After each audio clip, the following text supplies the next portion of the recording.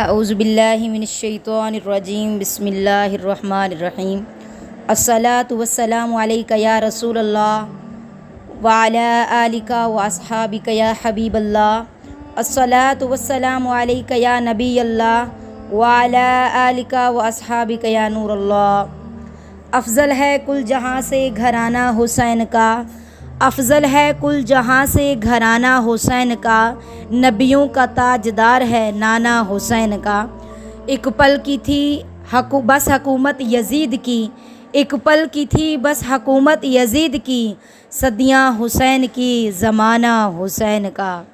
ایک بار سیدنا امام حسن رضی اللہ تعالیٰ عنہ بارگاہ نبوت میں حاضر ہوئے اور آپ صلی اللہ علیہ وآلہ وسلم کے مبارک کاندھے پر سوار ہو گئے۔ ایک صحابہ نے عرض کیا، شہزادے تیری سواری کتنی اچھی ہے۔ اس پر مکی مدنی سلطان رحمت صلی اللہ علیہ وآلہ وسلم نے فرمایا، اور سوار بھی تو کتنا اچھا ہے۔ امام الانبیاء احمد مجتبیٰ حضرت محمد مصطفیٰ صلی اللہ علیہ وآلہ وسلم نے ارشاد فرمایا، حسین منی و انا من حسین، احب اللہ من احب حسینہ۔ حسین مجھ سے ہے اور میں حسین سے ہوں، اور اللہ اس سے محبت فرماتا ہے جو حسین سے محبت کرے۔ دونوں شہزادے حسن اور حسین رضی اللہ تعالیٰ عنہ حضور کو بہت پیارے اور محبوب ہیں۔ ایک بار مکی مدنی سرکار دو عالم صلی اللہ علیہ وآلہ وسلم نے حسنین کریمین کی طرف اشارہ کرتے ہوئے فرمایا، میرے یہ دونوں بیٹے جنتی نوجوانوں کے سردار ہیں۔ حضرت سیدنا انس رضی اللہ تعالیٰ عنہ فرماتے ہیں کہ رسول اللہ صلی اللہ علیہ وآلہ وسلم حضرت فاطمہ رضی اللہ تعالیٰ عنہ سے فرمایا کرتے، میرے دونوں بیٹوں کو بلاؤ، پھر دونوں کو سونگھتے اور سینوں سے لگا لیتے تھے۔ سامعین محترم، حضور پرنور شافع یوم النشور صلی اللہ علیہ وآلہ وسلم کے یہ ارشادات اور شہزادوں کی ناز برداریاں جب یاد آتی ہیں اور پھر واقعات شہادت پر نظر پڑتی ہے تو حسرت بھری آنکھیں بے قرار ہو جاتی ہیں، دل خون کے آنسو روتا ہے، خدا تعالیٰ کی بے نیازی کا عالم نگاہوں میں چھا جاتا ہے کہ یہ مقدس ہستیاں خدا کی محبوب ہیں۔ اللہ کی شان کریمی ہے کہ وہ اپنے دوستوں کو بلاؤں میں گھیرے رکھتا ہے۔ یہی وجہ ہے سرکار دو عالم صلی اللہ علیہ وآلہ وسلم، آپ کے اصحاب اور اہل بیت رضوان اللہ علیہ اجمعین نے مصائب و عالم کو سینے سے لگایا۔ ایک بار حضرت ابو ذر رضی اللہ تعالیٰ عنہ سے بلا اور نعمت کے بارے میں پوچھا گیا تو فرمایا، ہمارے نزدیک تو بلا اور نعمت دونوں برابر ہیں۔ جب حضرت امام حسین رضی اللہ تعالیٰ عنہ کو اس بات کی خبر ہوئی تو ارشاد فرمایا، اللہ تعالیٰ ابو ذر پر رحم فرمائے، مگر ہم اہل بیت کے نزدیک بلا یعنی مصیبت نعمت سے بھی افضل ہے کہ نعمت کے حصول میں اپنی ذات کی خواہش اور رضا پوشیدہ ہے، جبکہ بلا میں رضا الہی شامل ہے۔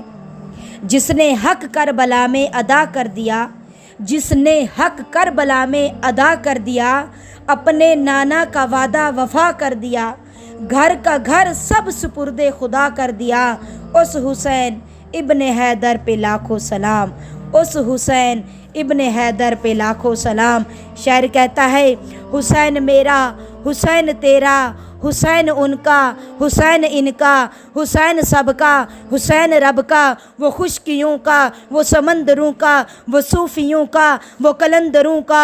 حسین اگر نہ شہید ہوتا تو آج گھر گھر یزید ہوتا، نبی کی سنت عیا نہ ہوتی، خدا کے گھر میں اذان نہ ہوتی، بشر کے چہرے پہ زنگ ہوتا، بشر کے چہرے پہ زنگ ہوتا۔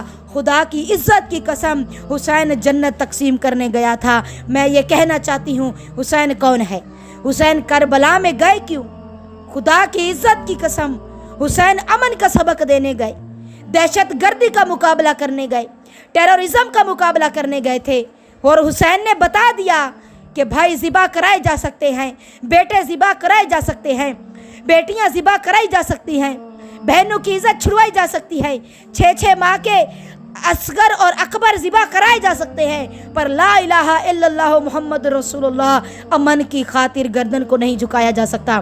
ہمیشہ اسلام زندہ ہوتا ہے ہر کربلا کے بعد۔ ان ملاؤں کو بتا دو، ان دہشت گردوں کو بتا دو کہ آج غیرت مسلم زندہ ہے، آج صوفی زندہ ہے، آج اہل سنت والجماعت زندہ ہے، آج تحریک لبیک پاکستان کی آواز ہر جگہ گونج رہی ہے، اور یہ بتا دیا ہے کہ حسینی کون ہیں، سرکار کے چاہنے والے کون ہیں۔ پوری دنیا میں ہم امن کا جھنڈا اٹھانے والے ہیں۔ ہم بتا دیں گے، پاکستان کی قوم نے بھی دیکھ لیا، دنیا والوں نے بھی دیکھ لیا، امن کون چاہنے والے ہیں اور فسادی کون ہیں، اور ہم تو ہمیشہ حسین والے ہیں۔ پھر دوبارہ شاعر یہی کہتا ہے، حسین وہ انقلاب لایا، حسین وہ انقلاب لایا، بقا کی ایسی کتاب لایا، حسین وہ انقلاب لایا، بقا کی ایسی کتاب لایا، اور جس کا عنوان ہے شہادت، شہید زندہ ہے تا قیامت۔ تیری نسل پاک میں ہے بچہ بچہ نور کا، تو ہے عین نور تیرا سب گھرانہ نور کا، تو ہے عین نور تیرا سب گھرانہ نور کا۔